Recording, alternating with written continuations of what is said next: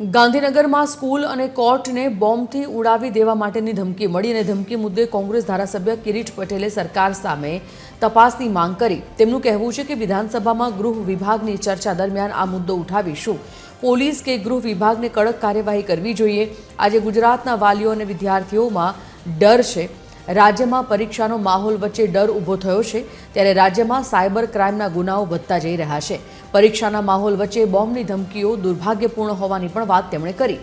પરીક્ષાના ટેન્શન વચ્ચે આવી ધમકીઓ મળે ત્યારે ડરનો માહોલ બનતો હોય છે। તત્કાલીન મુખ્યમંત્રીને ધમકીઓ મળતી હતી ત્યારે આરોપીઓ પકડાઈ જતા હતા। છેલ્લા 2 મહિનાથી વારંવાર ધમકીઓ મળવા છતાં પણ આરોપીઓ પકડાતા નથી। છેલ્લા 2 મહિનાથી શાળા, કોર્ટ, કચેરીઓ ઉડાવી દેવા માટેની ધમકીઓ મળી રહી છે। ગૃહ વિભાગ ચમરબંધીને ન છોડવાના દાવા કરે, પરંતુ કોઈ વ્યક્તિ પકડાતો કેમ નથી જેવા પ્રશ્નો છે। પરીક્ષા સમયે એવી વ્યવસ્થા કરો કે વિદ્યાર્થીઓ નિશ્ચિતપણે પરીક્ષા આપી શકે।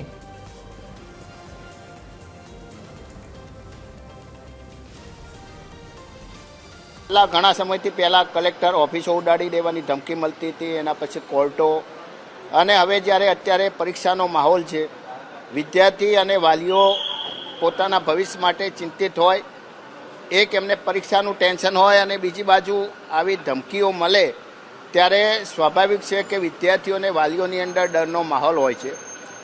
જ્યારે નરેન્દ્રભાઈ મોદી ગુજરાતના મુખ્યમંત્રી હતા ત્યારે એમને ઈમેલની ધમકીઓ મળતી હતી તો તરત જ એ ઈમેલ પકડાઈ જતા હતા, આરોપીઓ પકડાઈ જતા હતા।